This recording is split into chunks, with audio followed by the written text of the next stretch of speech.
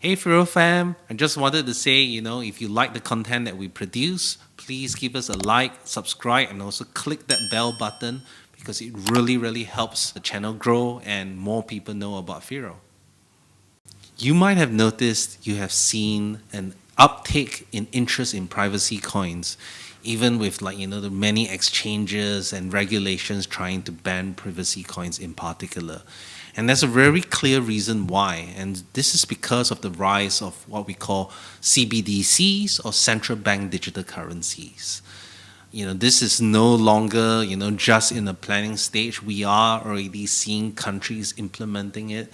Of course, I would say the most famous would be, China's CBDCs, right? It's actually really hard to try and just use cash in China anymore.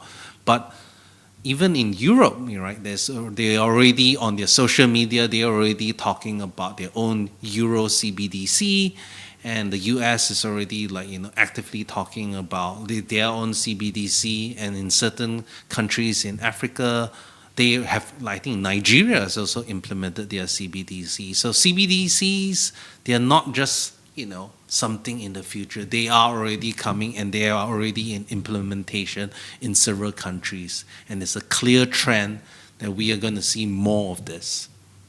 So what is CBDC? Why are we so concerned about it, right? So right now, especially even like Gary Gensler, the head of the SEC, he was saying, why do we need digital currency? Our currency is already digital, right? All the money in your bank, it doesn't, the vast majority of it doesn't exist in a physical form. It exists as an entry on the bank's ledger. To liken CBDCs to be just another form of digital currency actually sort of downplays the implications of what a CBDC can do. Unlike right now with a digital currency, the money that is held in your banks and whatnot, there's no central body that can control, block this money, block that. Of course, you have to instruct the bank to block it, right? It's not like a central body that can just switch a switch and just turn it off, right? And obviously, banks are not going to be so, keen to needlessly lock down their customers' funds because people are going to run away from their bank and go to someone else. So there is kind of like a sort of decentralized nature to it, even though fiat money is centralized. But the CBDC takes that to the next level because CBDCs are I would say like blockchain currencies like Ethereum and whatnot. They are programmable. And you will see that, what may seem very useful and, very innocuous. For example, let's say during COVID, right? We had all these delays and, giving all these incentives to people who needed food, who needed stuff to buy their stuff. A CBDC might have helped there because they can say, all right, I'm going to give you $300, but this $300 can only be used to spend on food.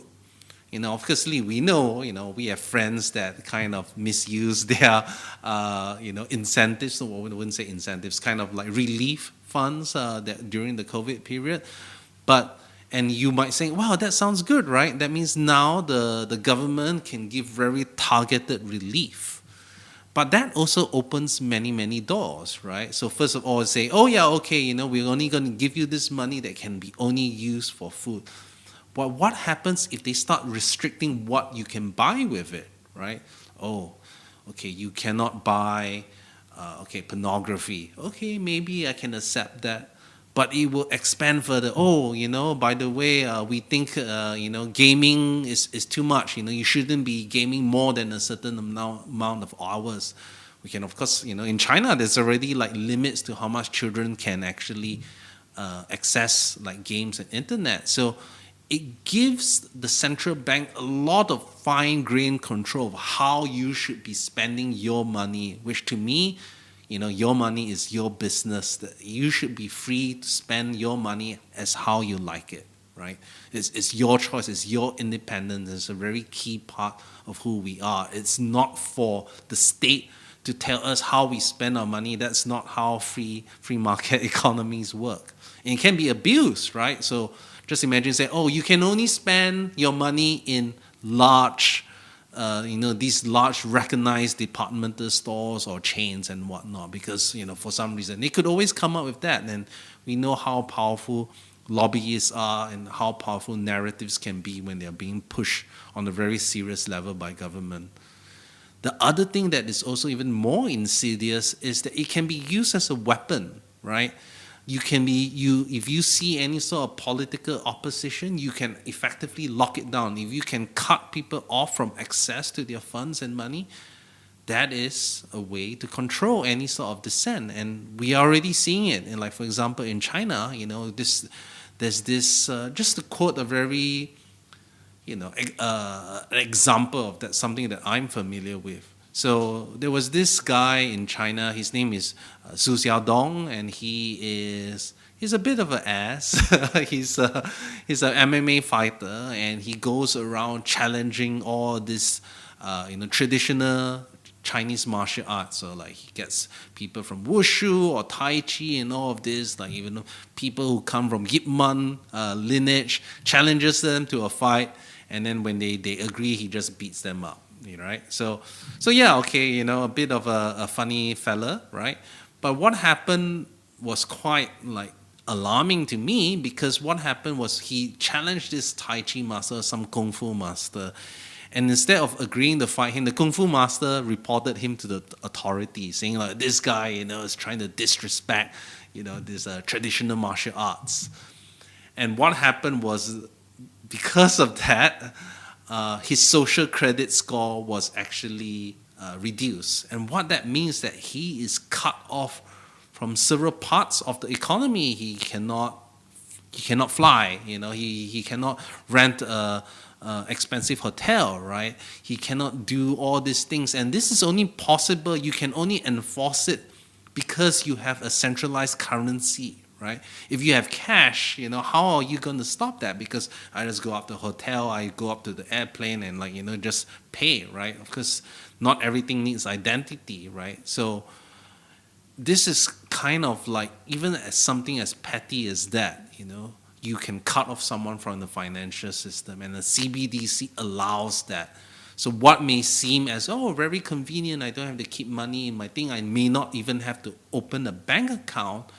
Yes, we don't like banks, but this is more of like, you're taking a power away from the banks, who still have to look after their customers, but giving it to a central bank where we have no choice but to use fiat in many cases, right? It's the only legal tender in our country. So this is, I would say, a very, very key thing that we have to be worried about.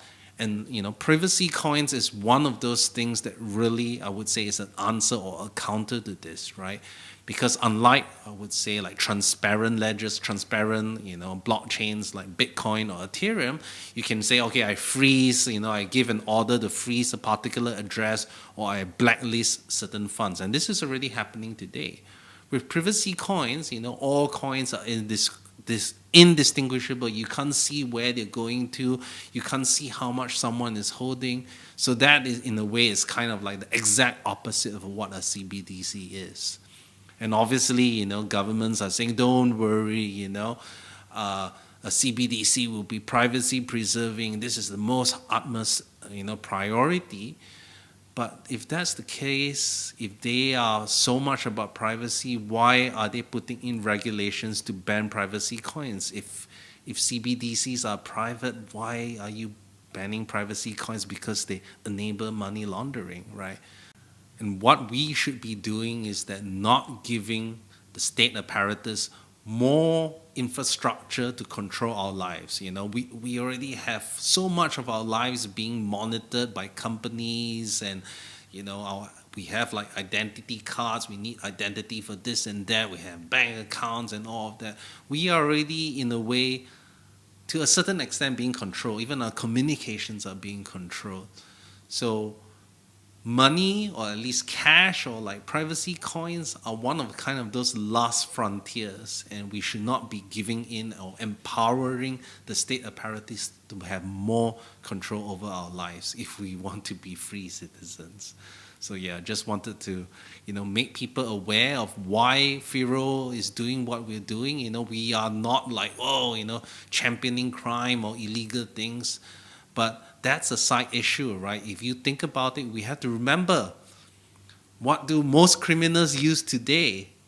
The existing financial system, fiat, right? The US dollar, right? And that has not stopped them, right? So kind of why painting privacy coins as a bogeyman is kind of a distraction to what they're really trying to achieve.